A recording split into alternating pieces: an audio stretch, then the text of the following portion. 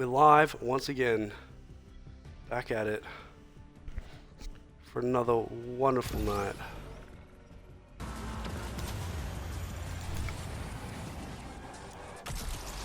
So long time. That was a really good run. See, wow, 6-second lead.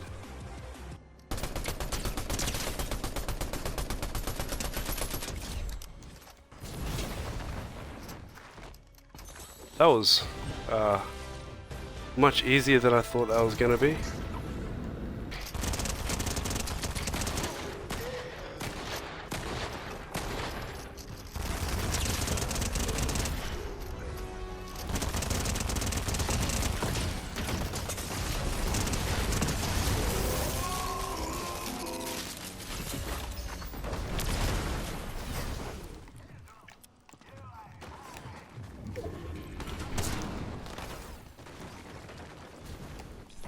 Oh, the stress.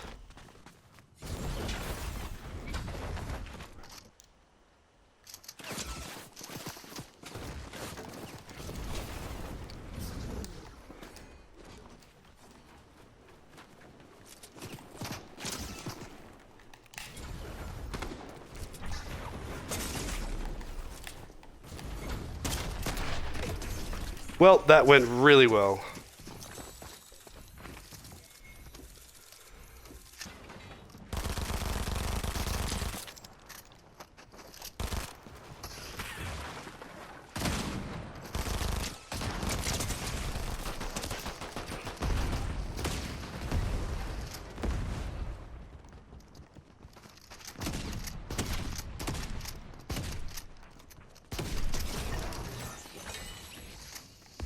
That was stressful.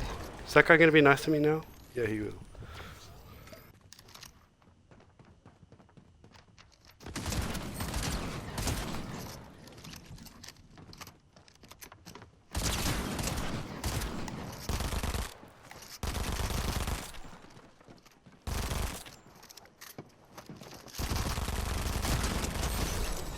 Yeah. Better. Rotate to Nitrodome? Okay.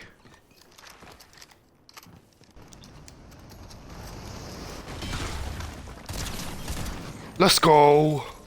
No damage taken. That's how we do it. And a crown. Oh, okay, Jay, let's go. After this, we'll probably do some customs. The camping thing, how was it? It was good. It was really tiring. But it was good.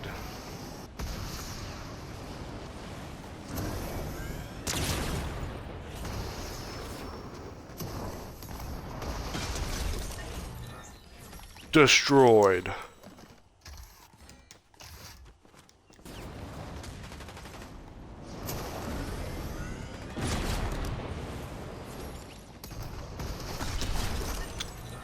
Let's go. Kinda clean, ain't gonna lie.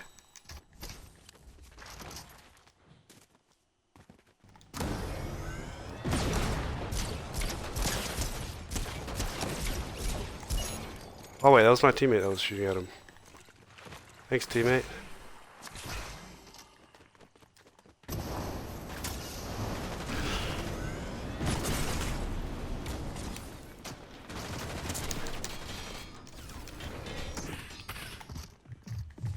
Oh, how stressful.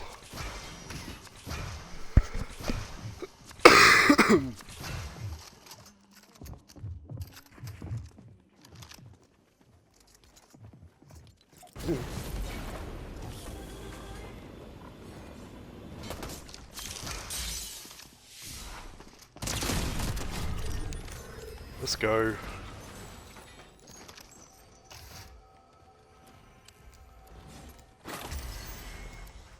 I don't want that.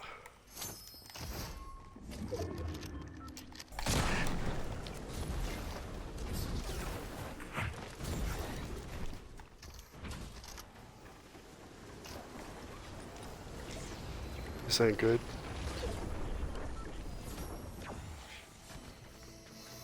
Come on.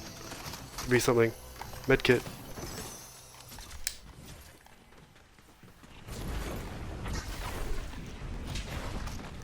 Right through. We are still doing customs, Corbin. So, chapter 15 of Mark. This is about Jesus who was about to be delivered to Pilate and be crucified. So in this chapter we will see his crucifixion. And as soon as it was morning, the chief priests held a consultation with the elders and scribes and the whole council. And they bound Jesus and led him away and delivered him over to Pilate. And Pilate asked him, "Are you the king of the Jews?" And he answered him, "It's you who have said so." And the chief priests accused him of many things, and Pilate again asked him, "Have you no answer to make? See how many charges they bring against you." But Jesus made no further answer, and so that Pilate was amazed. Now at the feast he used to release for them one prisoner for whom they asked. So this is Pilate, because he had Jesus as a prisoner, and Jesus literally just said, like, "You're the one who's saying that I'm the king of the Jews." And but every year at the feast, Pilate would release one prisoner from whoever the people wanted. And among the rebels in prison who had committed murder in the insurrection, there was a man called Barabbas. And the crowd came up and began to ask Pilate to do as he usually did for them. Yeah, easy as, Corbin. And he answered them, saying, "Do you want me to release for you the king of the Jews?" For he perceived that it was out of envy that the chief priests had delivered him up. So Pilate, knew he'd done nothing wrong. He knew it was just the chief priests were envious, and so had imprisoned him. But the chief priests stirred up the crowd to have him release Barabbas instead. And Pilate again said to them, "Then what shall I do with the man you call the king of the Jews?" And they cried out again, "Crucify him." And Pilate said to them, "Why? What evil has he done?" So it was funny because Pilate knows that he's done nothing wrong, and yet he's still he's kind of going back and forth, saying, why do you need to do this? But they shouted all the more, "Crucify him." And so Pilate, wishing to satisfy the crowd, released for them Barabbas. And having scourged Jesus, he delivered him to be crucified. So even though he knew that Jesus did nothing wrong, he still let him be crucified. He was just as in the wrong as everyone else. Pilate was just as in the wrong as everyone else.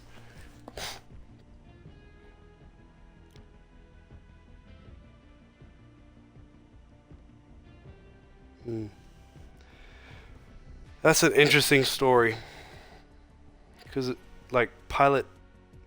Yeah, I think it's funny. Jesus is literally standing before Pilate and the chief priests.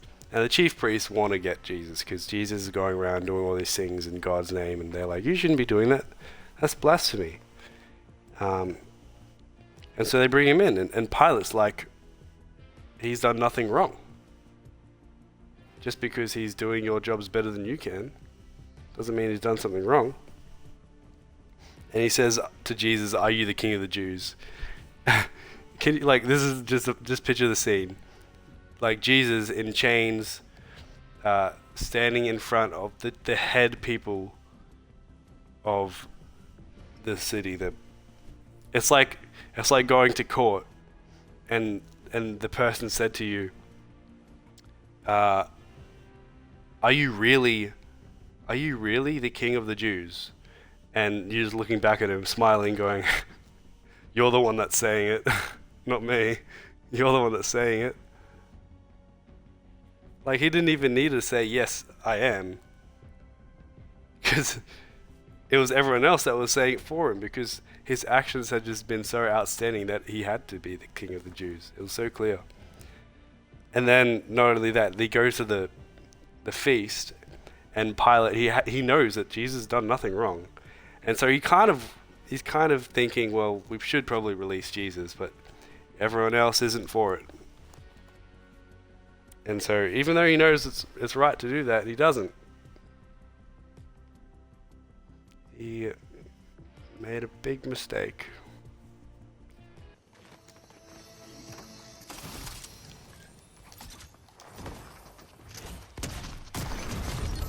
Okay, chicken. Oh wait, that's Corbett? No way. He's not bad. Confirmed it here. He's even got the sweat skin. Denny's back. Let's go.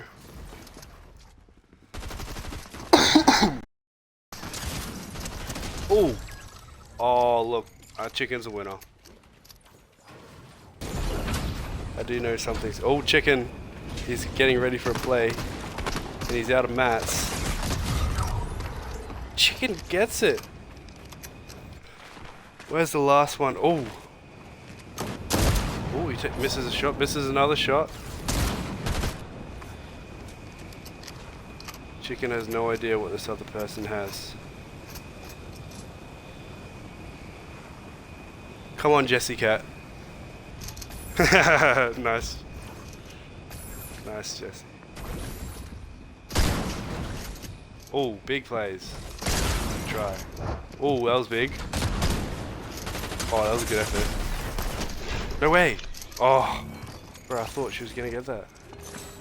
Well done, chicken. I think you killed everyone except for me. Next Bible verse. We're at chapter 15, verse 16. And the soldiers led Jesus away inside the palace. That's the government's house, the governor's house, headquarters kind of thing. And they called together the whole battalion. They clothed him in a purple cloak, and twisting together a crown of thorns, they put it on him. If you didn't know, purple was like a really expensive material back in that time, so a purple cloak is like, wow. And the crown of thorns was just to mock him, because he's meant to be the king of the Jews. And they began to salute him, saying, "Hail, King of the Jews!" And they were striking his head with a reed, and spitting on him and kneeling down in homage to him. And when they had mocked him, they stripped him of the purple cloak, and put his own clothes on him, and led him out to be crucified. Bro, I'm just running around. Jesse Cat just killed me.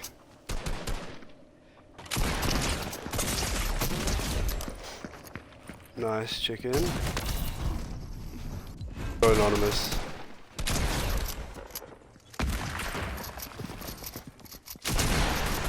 Oh, big pump up. That was Jesse Cat. They had a teammate anyways. Jay's the only other solo. Oh, that was a good effort. Look, you had him on the run. Ace and Jesse, or Tinny and Chicken? Jesse's dead.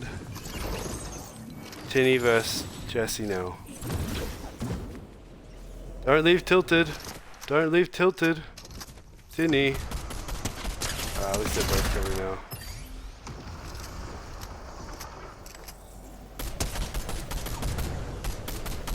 You guys gotta stay in tilted, all of you.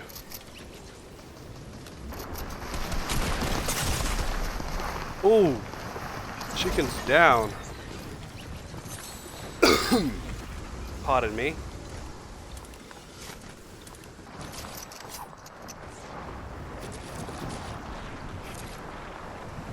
Whoa, bro, you're actually so sweaty.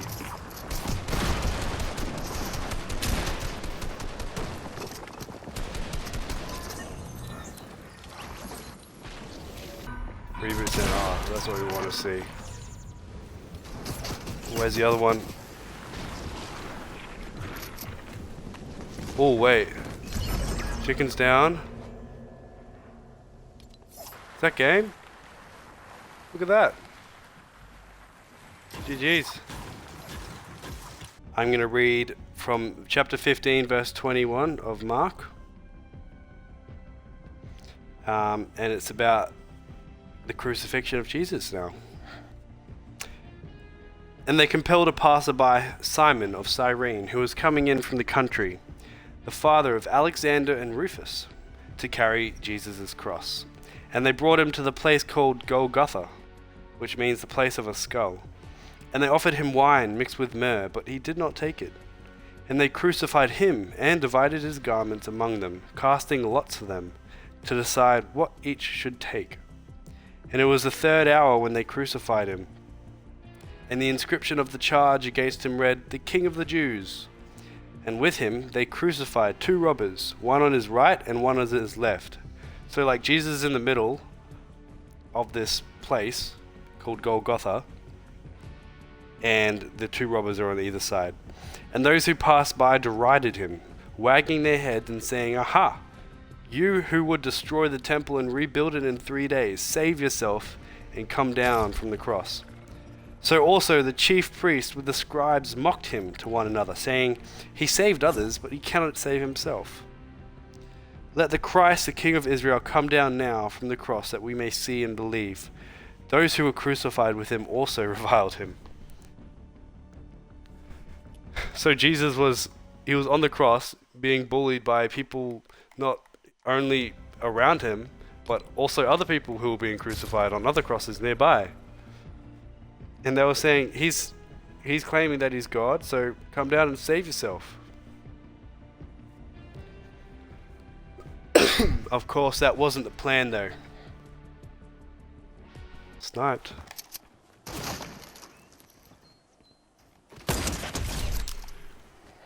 See ya, Corbin. That's payback.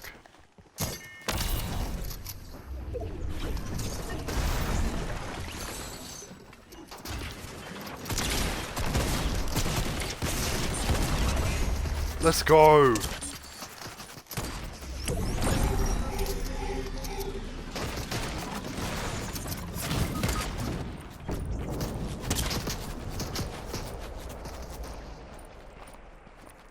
I'm getting down this hill.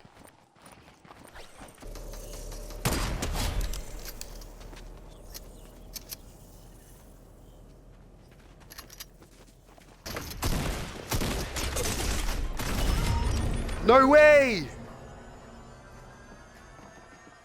We're at verse 33. This is about the death of Jesus. "And when the 6th hour had come, there was darkness over the whole land until the 9th hour. And at the 9th hour Jesus cried out with a loud voice, 'Eloi, Eloi, lema sabachthani,' which means, 'Father, Father, why have you forsaken me?' And some of the bystanders, hearing it, said, 'Behold, he's calling Elijah.' And someone ran and filled a sponge with sour wine, put it on a reed, and gave it to him to drink, saying, 'Wait, let us see whether Elijah will come to take him down.'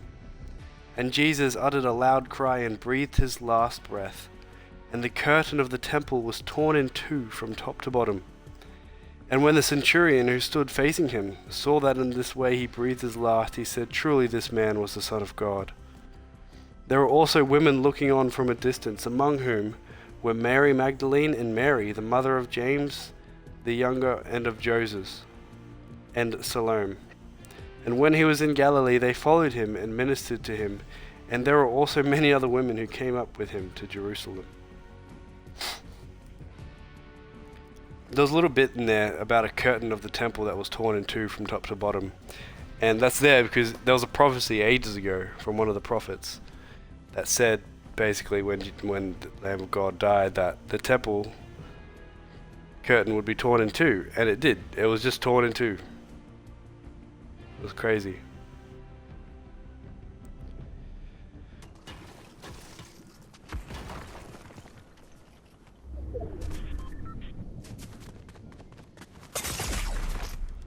Yep. Let's go here.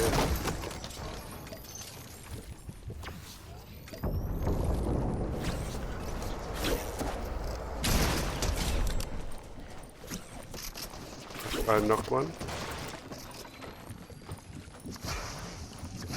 There's minis here and a shield keg.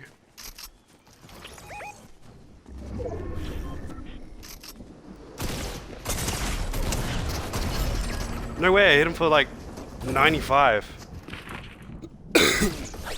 No, 75, not 95.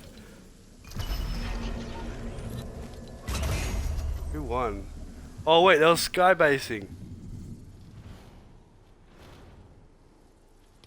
Bro, Tinny, you're smart as. Alright. The next part of Mark 15. It's not, that's okay, I haven't tried it, so I'd love to try it. Alright, so this is verse 42. "And when evening had come, since it was a day of preparation, that is the day before the Sabbath, Joseph of Arimathea, a respected member of the council, who was also himself looking for the kingdom of God, took courage and went to Pilate and asked for the body of Jesus. Pilate was surprised to hear that he should have already died. And summoning the centurion, he asked him whether he was already dead. And when he learned from the centurion that he was dead, he granted the corpse to Joseph. And Joseph brought a linen shroud, and taking him down, wrapped him in the linen shroud, and laid him in a tomb that had been cut out of the rock. And he rolled a stone against the entrance of the tomb. And Mary Magdalene and Mary the mother of Jesus saw where he was laid. And that's the chapter. Jesus was buried. He was indeed buried. Why is this? Oh, wait. I've messed up, guys. Alright, everyone. Thanks for tuning in. We'll catch you next on Tuesday. Hype emotes. Hype emotes. Lots of hype emotes.